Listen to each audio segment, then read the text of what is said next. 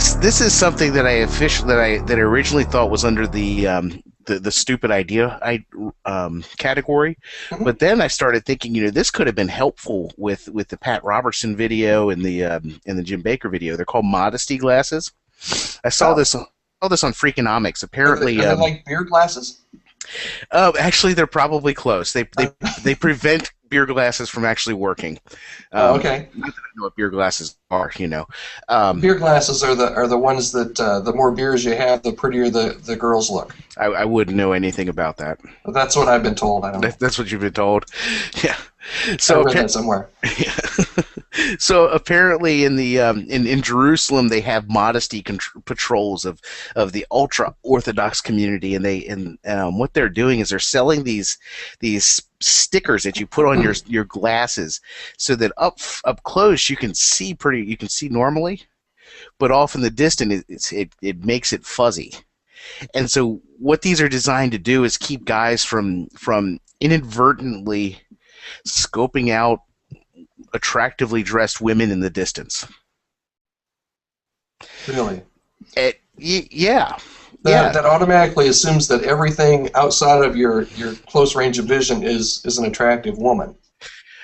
Well, yes, it does. But it's what I thought was cool about Todd. I was a youth pastor. Don't know if you knew that. And one of the rules that we always had when we'd go to the beach is, no bikinis, one-piece bathing suit, all that kind of stuff. Just because there's issues at that age group between guys and girls, and well, pretty much from that age group on. And this is kind of intriguing. This could be one of those things that we just equip all of our boys with before going to the beach, and girls can wear whatever they want. I think it's kind of cool that they're shifting responsibility to men on this, as opposed to continuing to encourage women to dress more modestly. Yeah, don't do that, for crying out loud. Oh no. Can you imagine, though? This would make one heck of an infomercial. It would, but you know what else I started thinking about with this? Do you remember the movie The Jerk? Uh-huh. Yeah, with the glasses. With Optigrab, and how all of a sudden he got sued for everything he was worth? Mm-hmm. Yeah, I'm thinking 5-10 years down the road, man, there's a big-time lawsuit on this one. All the class action lawyers will be having a heyday. Absolutely. That's awesome. So is that a hit or a miss for you? It's a hit for youth pastors everywhere, and a hit for class action lawyers down the road. There you go. Cool. Well, I got one here. Impact Church in New Orleans. Their pastor actually sent me a tweet earlier this week, and they're using the kind of the Kickstarter type of a thing that's big now, kind of crowdsourcing ideas and fundraising and all that. They're using a similar site called IndieGoGo.com to raise funds for their church plant. They're planning Impact Church in New Orleans, and they're hoping to raise $60,000, and I forget how many they had to have, even at $5 or $10 a piece, to get that $60,000 goal. Yeah, but I thought that was an innovative idea, at least taking something that's going on and trying to make it happen. Now, they've only raised about $531 as of last time I checked at their $60,000 goal. So I don't know that it's going to be, raise $60,000 in 3 days, but that's probably $531 that they wouldn't have had. They got $5 from me that they wouldn't have had. Oh, absolutely. I think it's a great idea. And the cool thing about IndieGoGo, I don't know if you have much experience with that, but you don't have to raise the full amount like Kickstarter. Yeah. That was the other thing I was going to mention, is that anything that does come in on this, unlike Kickstarter, they get to keep. So they get to keep the 531, even if they don't get close to the 60,000. Yeah, that's pretty cool. And I think they're a little laxer than Kickstarter on some of the churchy type stuff. So are they? Yeah, I've not played around in that world at all, but I thought it was a cool idea. So that's a hit in my book. Absolutely, that's a definite hit. In that same vein, I saw a story about a church called Resurrection Fellowship out in Loveland, Colorado. Mm-hmm. They are doing what they call the 555 campaign, and they're working pretty much to reach out to people who've been hurt by the church. And then they're also reaching out to different political figures within their local context, and also some pop icons, and Hmm. using a letter writing campaign and using social media, Facebook, Twitter, all that kind of stuff to reach out to these people and just say, hey, we love you. We're praying for you. To the political candidates, we're praying for you. We're also praying for your opponent, just so you know. And hey, why don't you come visit us sometime whenever you're in Colorado? And I think it's kind of a cool campaign as opposed to, I don't know if you've noticed this on Facebook. Um, but apparently an election's coming along and everybody and their brother has at least four opinions on it and Hmm. pictures to back up those Yeah, opinions. yeah, and really, really uh, funny things that you would never see in person. That just makes all of us Christians look like real clods. Oh I've yeah, it's noticed from some of my just friends. It's like, just knock it off. yeah.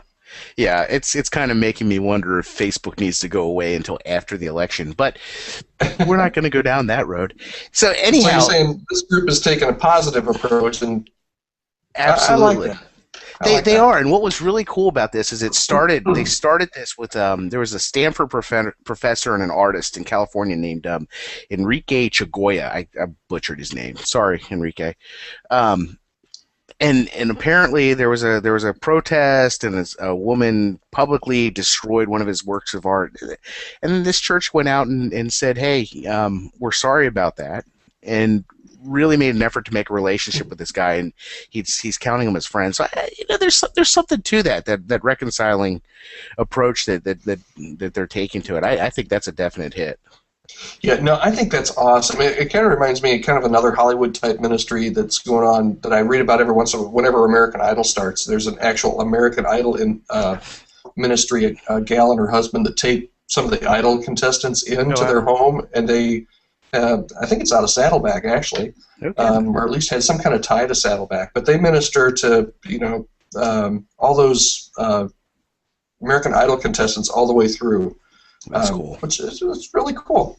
Those people need Jesus and need fellowship and need support as well. Oh yeah. Um, so no, so that's a hit for you. That's a hit for me. It's a hit for me too. We're 3 for 3, I think, so far today. Let's see if we can disagree on this one. There's a church in Brigham City, Utah, Main Street Church, Hmm. that has decided to sue. They're going against City Hall. They're deciding to sue the city because they want to pass out anti-Mormon literature Oh in good. front of the Mormon temple. And so they're upset. They're suing the city because the city's not giving them open access to the public sidewalk out in front. And this is kind of a hit and a miss for me. I think it's no, it's a miss. I'm sorry. This is one of those things of, can you do it? Yeah, you probably can. Should you do it? Not without looking like a real jerk. Um, if the tables were turned, if it was the Mormons coming out in front of Main Street Church, out in front of their sidewalk, handing out anti-Main Street Church literature as people were walking into church, I bet Main Street Church people would be really upset and Yeah, crying but foul. that's different. Well, yeah, Yeah, I know, I know what you're saying. what I thought was fascinating about that is the ACLU is actually bringing the suit. Yeah, I saw that too, and I thought, oh, that's an interesting combination there. Oh yeah, But I'm so sure. so that's just an absolute miss for me. I think there are probably better ways to evangelize and the Mormon community than to uh, hand out flyers and do that right in front of them as they're going into the temple. Yeah, Just yeah. just my guess. Just something about being a neighbor. So But Todd, you have not done anything to evangelize Mormons. And you're right. So maybe I should just keep my mouth shut. yeah, yeah. All right. So speaking of outreach, So big miss for Todd. big miss for Todd on that one. We need you to get on that Romney dude. You've got pool, right? Um, so in the vein of outreach, I Yes. stumbled upon this story about a pastor in Brunswick, Georgia, who's going door to door in public housing complexes, handing out condoms. Hmm. handing out condoms. handing So why handing why out is he doing condoms. that? Well, here's what he's saying. He's saying that it's recently been revealed that Brunswick has the second highest HIV rate in all of Georgia, second only to Atlanta. Mm-hmm. And then he goes on and he says, and I'm going to read this word for word. As a pastor, I understand. I preach from the pulpit. Please wait until you're married to have sex. But if you look at the alarming numbers of new HIV cases, especially in the African American community, obviously no one is listening. And so what he and his church are doing is they're doing what they're calling Get Tested Sunday, where they come out, they do confidential HIV tests, counseling, all that kind of thing, and they're starting by, promoting it through giving out condoms. And there's going to be people that protest this, and there's going to be people that have an issue, have pretty significant issues with this. But I kind of like where he's headed with this. And that might get some hate mail. It's Todd Rhodes at gmail.com or something like that. I totally disagree, for the record, and it's at Todd Rhodes at Twitter. Yeah. Totally couldn't disagree with you more on this one. No, I don't know. I do have a suggestion to him. I wish, for the sake of all that's good and true, that this pastor would, instead of handing out condoms, hand out the Modesty Glasses. Yeah. I think that would be a much better way of taking care of the problem. I will pass that along to him if I can. Yes, please do. But the cool thing that he was doing, and the video is well worth watching, and the link will be in the show notes. But when he came across a couple that was living with one another, he looked at him and he said, "Hey, look, I'll marry you for free. We'll do the reception in the church for free because we want you to get married." Mm-hmm. And that got me thinking. My, stupid idea of the week: mobile marriage kit for my buddy down in Brunswick, Georgia. Oh, yeah, that's not a bad idea. Just fit something he can get in a messenger bag over his shoulder and just bust it out, and hey, instant marriage. You sign here. There you go. You sign here. You sign here. Brings a witness. Man, I think there's something to that. That could sell. Good. Well, I think we'll record another segment on that where you can kind of elaborate. Lay that out a bit better. But that's actually not a bad idea. But that's a valid. He has a valid point, and this is the area that gets really kind of. You're right on the edge, and this is where ministry really gets messy. When there are with a lot of the social issues and the way the culture has gone. And I think this way about homosexuality, and I get hate mail on this too. I think my problem with the way the church goes after homosexuality, and a plug, we're going to deal with that on the 9s in October, how the church should respond to homosexuality. But my big thing is I think a lot of times we put the issues like whether it's the premarital sex or the homosexuality as kind of the litmus test of whether or not we even get to share Jesus with them. Yeah.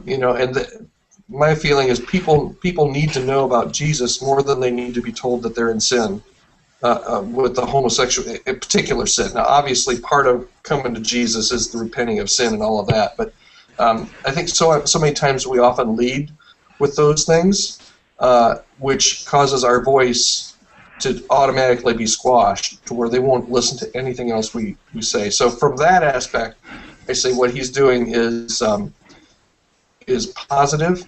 Although I will say when I've heard this from parents, the same argument from parents, my kids are going to do this anyway, so I might as well make the stuff available.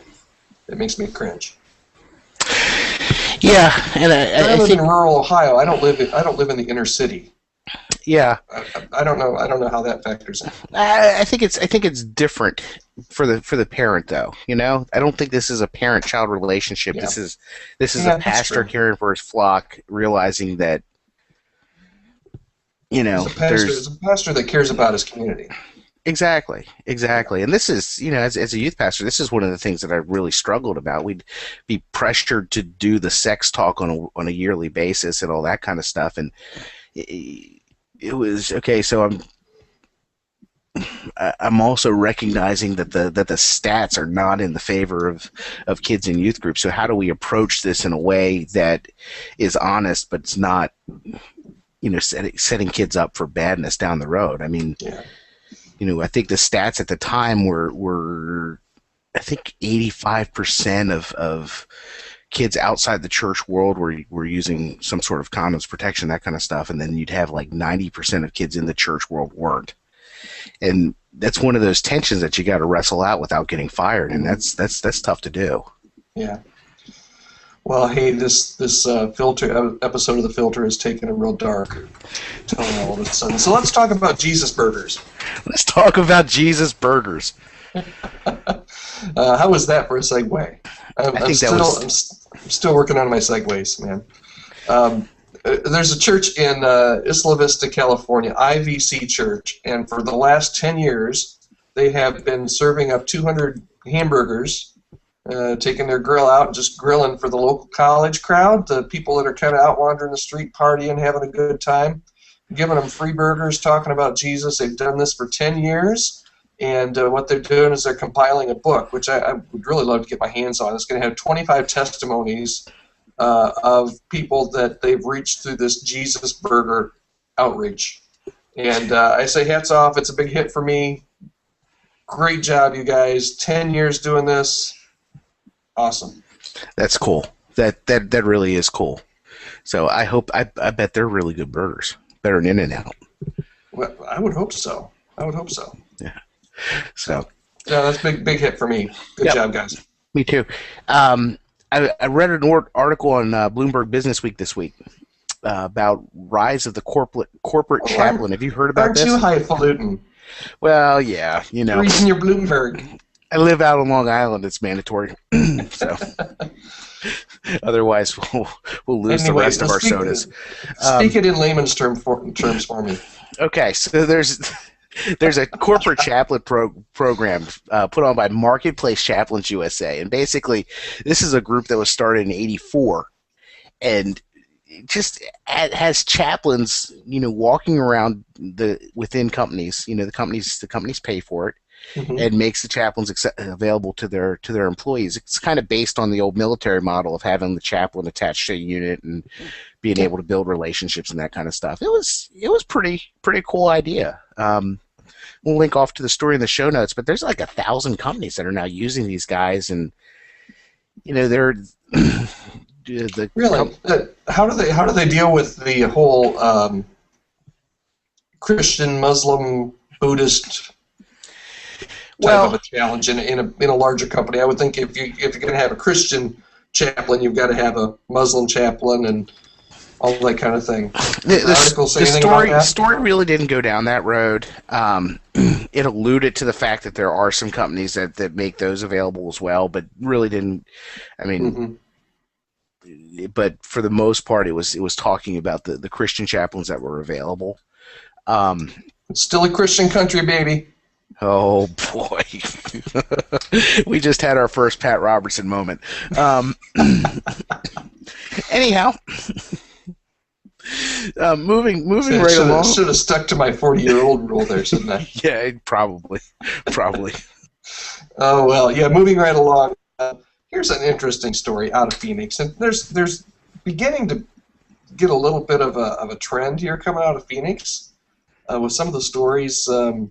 Coming out of Phoenix these days, but there's a woman in Phoenix. Now, the story didn't say whether she was a part of a church or whether she was just kind of doing this on her own, but she goes to this festival in Phoenix. It's 112 degrees out, and she's handing out free water. A lot of churches go to things and hand out free bottles of water. So she's handing out water, and a city official comes up to her and tells her she needs to knock it off because she doesn't have the proper permit, and she cannot give one bottle of free water away again until she gets these proper permits.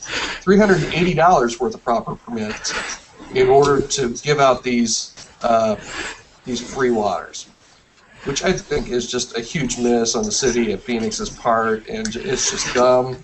But this could have some ramifications. There's some legal actions and all kinds of nasty letters going back and forth to try and get this thing taken care of. But this could have some ramifications, at least in Phoenix, for churches that want to do this type of kind of out in the street outreach type of thing.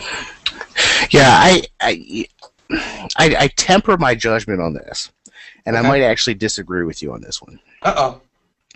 I I understand it's great idea giving away water and all that kind of stuff, but it Mhm. was a festival, and where you have merchants that are paying $380 however much for the permits and then for booze and tables and all that kind of stuff. So I get the city Yeah, wanting I to hadn't thought of protect the that. investment from all these vendors. Hmm. Um, but at the same time, I mean, it's a free bottle of water. Come on. Yeah, Um, so I I hadn't think thought about the vendor. I hadn't thought about the vendor thing. I think there's a balance there. I saw it. There was a church I knew at one point that did this huge outreach in the city square, like town square with restaurants and all that kind of stuff around them. And it was a great idea, giving out free burgers and hot dogs and all that kind of stuff. Except surrounding this park where they were all these restaurants that were just dying business wise that day. Yeah. And so I think there's a piece of that. I definitely think that what she wants to do and the heart behind it is a hit, but I also am not as quick to pass judgment on the city of Phoenix on this one. All right, I'll give you that one. I'll give you that one, but move on before I change my mind. Okay, quickly. Um, so out in Topeka, stumbled across this 30 congregations coming together in an initiative called Rethinking Justice. Basically, they're instead of doing the denominational stuff and getting hung up on the distinctives of their denomination, they're actually saying, you know what, we're going to figure out what it's going to take to make Topeka a better place to live. And I think this is huge, and this is actually the topic of my nines talk that I just sent in, and am hoping what everybody will see on the nines. Hint, hint. But this is, I mean, I really appreciate the heart behind these guys and what they're doing. You have Catholic churches, you have Baptist churches, you have Lutheran and Presbyterian. I mean, all the people that normally you make the light bulb jokes about are all coming together to figure out how to best impact their city. So This just absolutely reeks of ecumenicalism. There, I used a word for my Baptist upbringing. good work, man. Good work. Way to dig deep.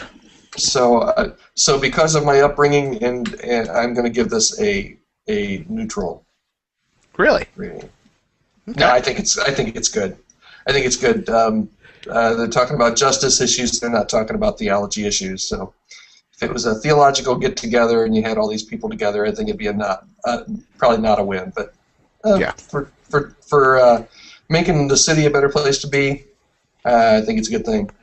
Well, if they come Um, together talking about theological issues, it's probably going to turn into a prize fight, wouldn't yeah, I think it probably would. It would not. It would not turn out well.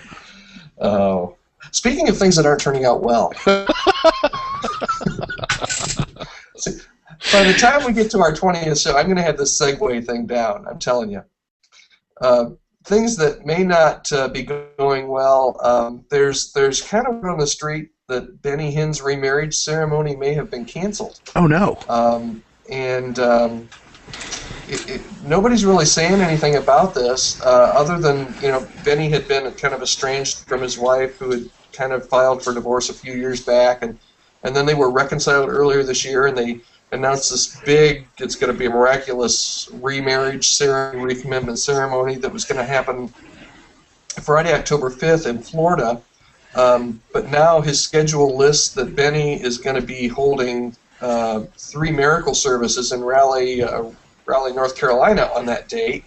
Oh no. The church in Florida's taken the event off their calendar. It's not on their church calendar anymore. Nobody's commenting, but it sounds like that the remarriage ceremony may be they may have put the kibosh on the remarriage ceremony. Well, now this is a problem, Todd, Why is that a problem? because Priceline doesn't refund hotel rooms if you don't make the trip. Are you out some money on that one? I'm going to be out some money on that one, but I can still go to Catalyst. So Go to Catalyst. There you go.